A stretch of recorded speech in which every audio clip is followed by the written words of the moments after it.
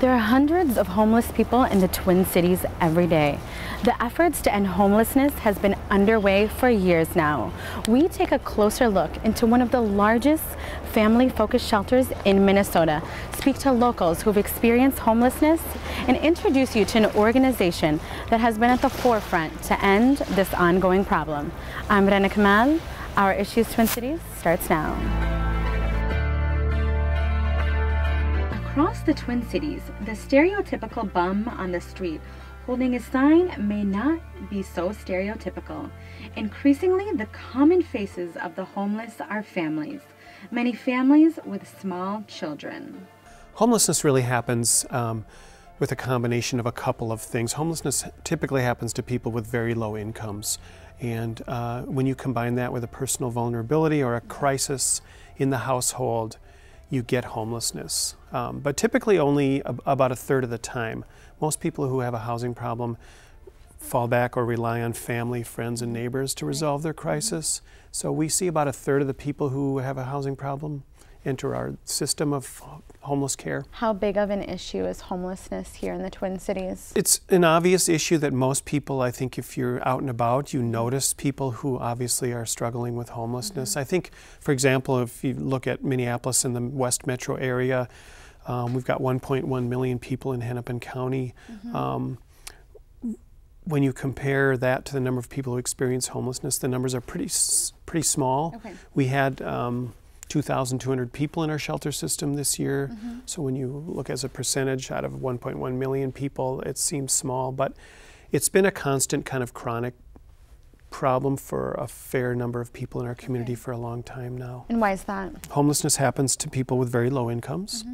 And the housing market is not delivering housing that is affordable to people who are earning $10,000, $12,000, $15,000 annually. And so we don't see people in our shelter system who are earning over $25,000 in annual income. We see very low income people, part-time workers, people on disability, and they can, often many of those folks do find a place to live, but then some small crisis happens in their life, or there's a stop in income and they lose their housing. How does homelessness affect an individual or a family? When you are homeless, there's virtually nothing positive that happens in your life. I've never, in doing this work for 25 years now, I've never met anybody who has made a real positive change while they were on the streets.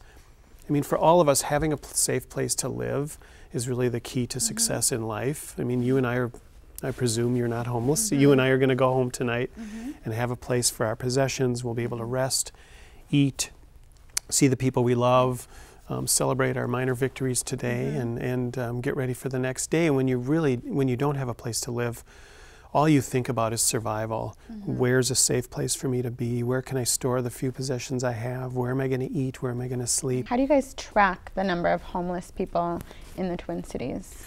We do a lot of counting, actually. We do an annual point-in-time count every year, and we report those numbers to the federal government, who keeps track of those things. We count the number of people living outside every 3 months, and we keep track of the rise and fall in those numbers. And we also know who's staying in our shelter system.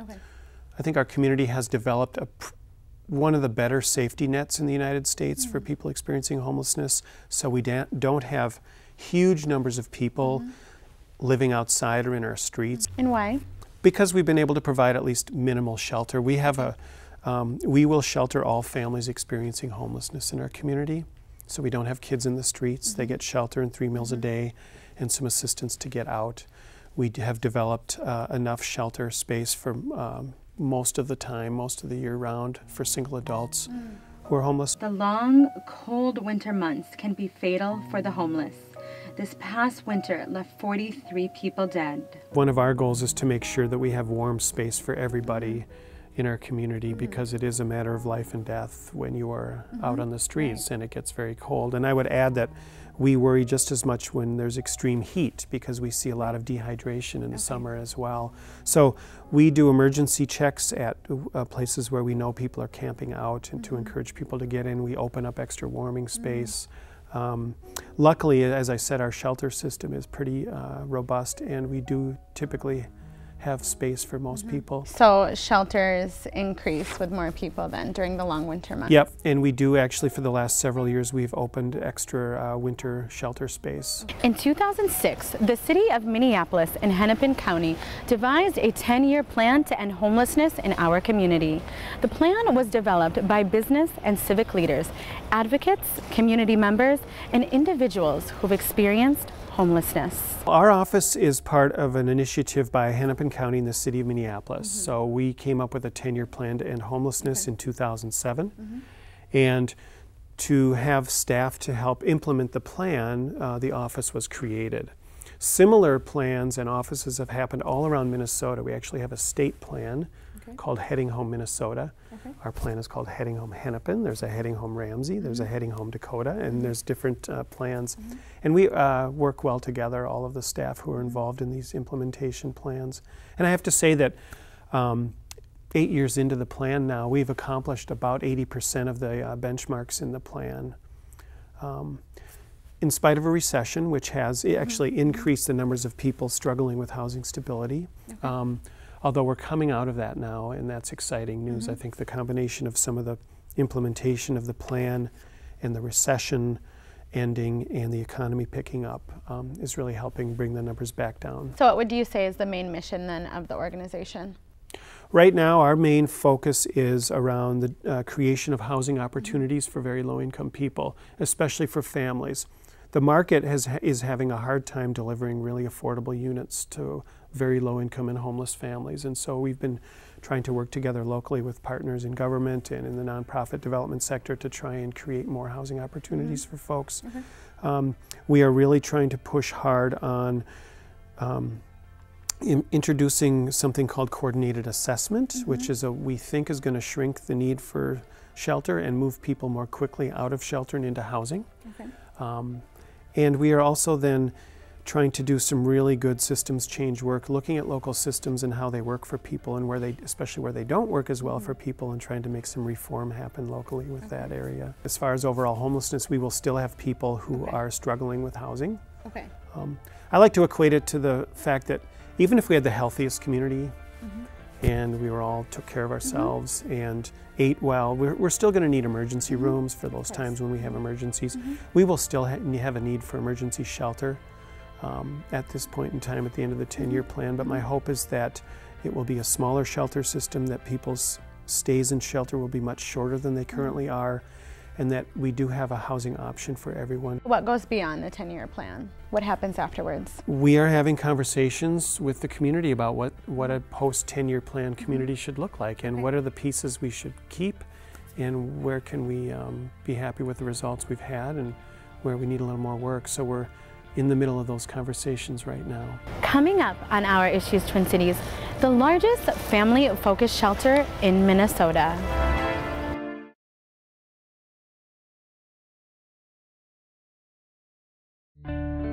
Every day, over hundreds of families and children seek shelter here. People Serving People has provided shelter for homeless Minnesotans for over 3 decades.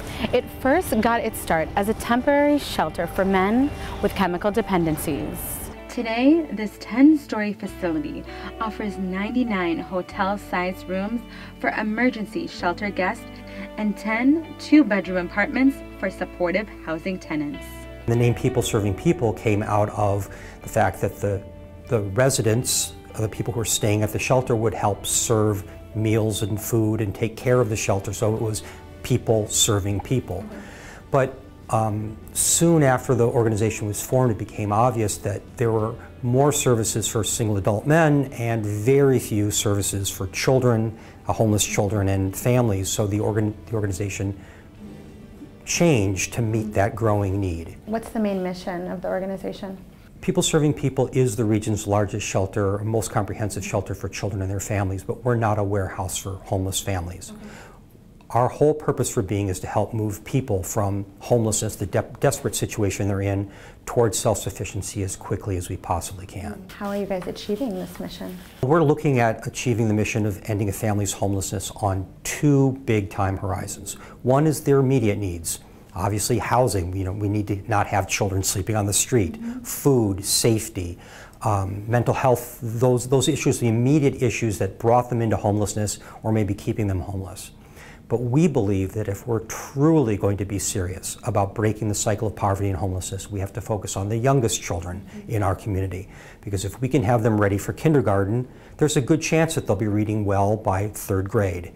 And unfortunately, if they're not reading well by 3rd grade, it's pretty much game over, because statistics and studies show that children who are not reading at grade level by 3rd grade very rarely catch back up again. How do the families qualify to stay in this shelter? We're fortunate in that we don't have to make that determination. We provide a service to Hennepin County, which is the only county in the country that has the mandate to not let homeless children sleep on the street.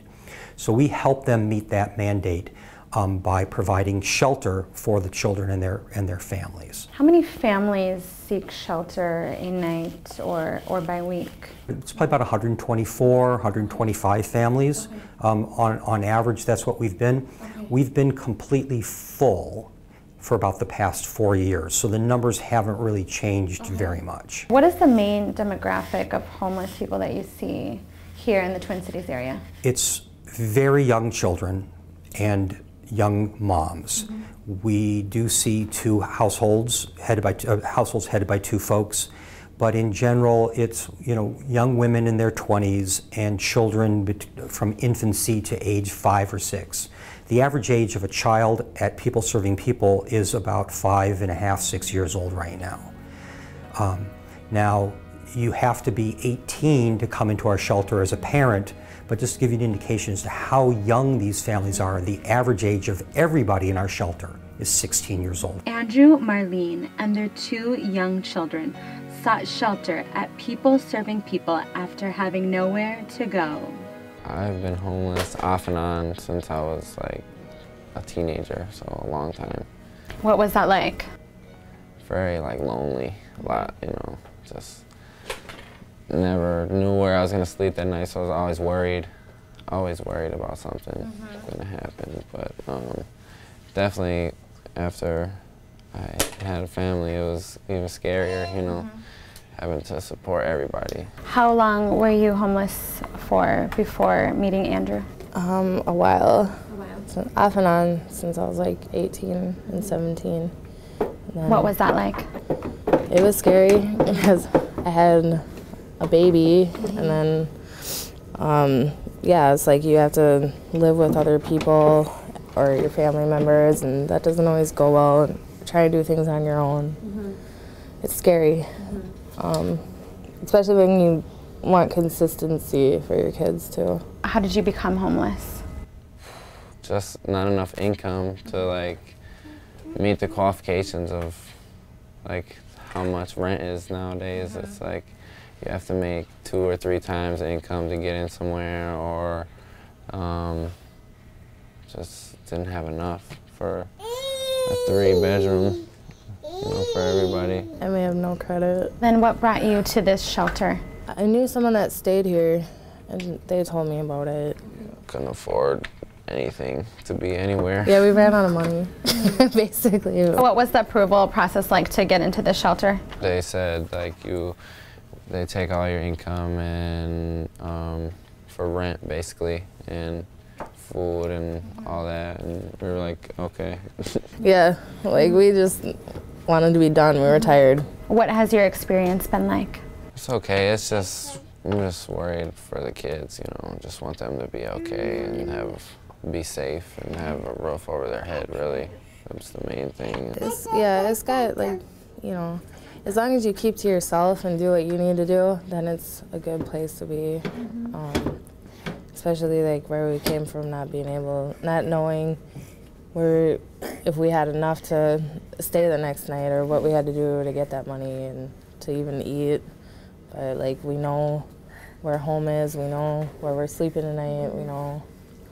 It just makes it a lot easier.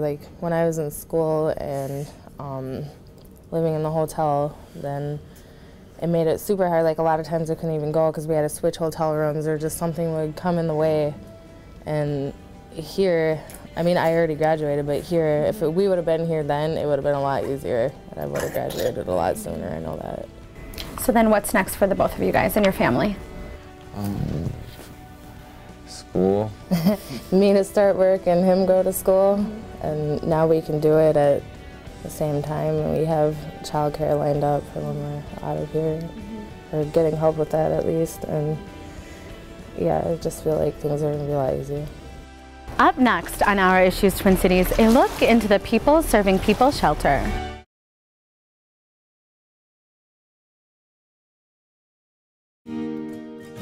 We're a shelter that serves children and families. So when most people are thinking about shelters, they're thinking about single adult folks. So we are the region's largest shelter for homeless children and their families. But it's really the comprehensive, multi-generational approach that we're taking to ending a family's homelessness. We're looking at the family's issues now around housing and mental health and what have you, but we're really looking at the future of those families by focusing on the children. The 10-story, 99-room shelter is always at full capacity of families and young children seeking a safe place. People Serving People offers a broad range of on-site programs and services to help families overcome barriers and end homelessness. This is our preschool room, and we have room for 24 children in this classroom. And the work we do here is really focused on executive functioning skills and social emotional development for our kids. The research we've done with the University of Minnesota and with kindergarten teachers really shows us that what makes a really big difference in children's success in kindergarten is their ability to sit in a circle, raise their hand, wait in line, all of these social, emotional, and executive functioning skills. This is our preschool prep room, and this is the room for kids that might be old enough for preschool but might not be quite ready for it. And this room came out of input from our teachers. They're the ones that really advocated that we needed a room like this, so we took some of the gym rec room space and carved it out and turned it into this room.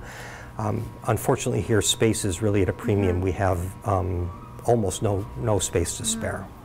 We're in the infant and toddler room, and we have room for 8 infants here and 14 toddlers. As you can imagine, the kids here are very stressed out, so we spent a lot of time on social emotional skills and self-soothing, helping the kids learn how to cope with the stress. Parents who are working or searching for jobs can sign up for a slot here, and then if there's a slot that's open, people could come in on a first come, first serve.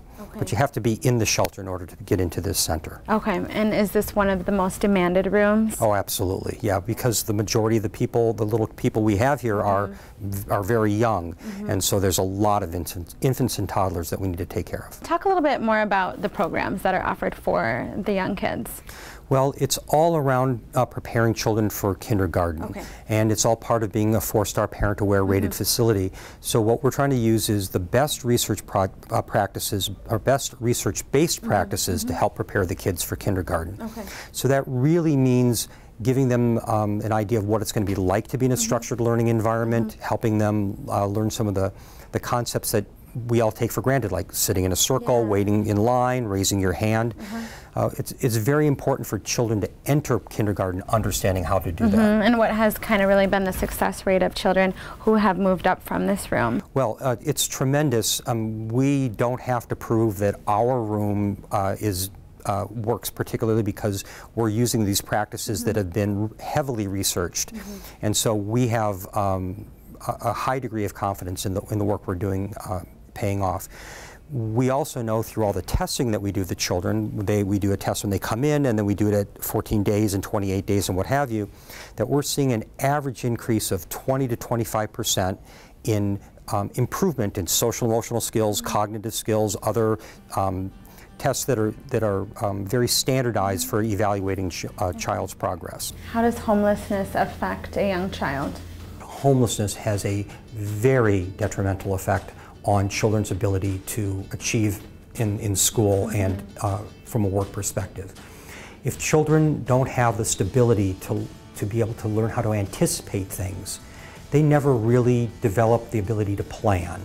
And if you can't plan, it's very difficult to succeed in school and work. So these executive functioning skills that are developed by having a stable home environment where there's routine and parents can establish a routine, that's all broken down by homelessness. And that is what we believe one of the primary reasons why we have such a huge achievement gap, particularly with highly mobile and and homeless children. This is our tutoring room, and this is one of the most popular volunteer opportunities.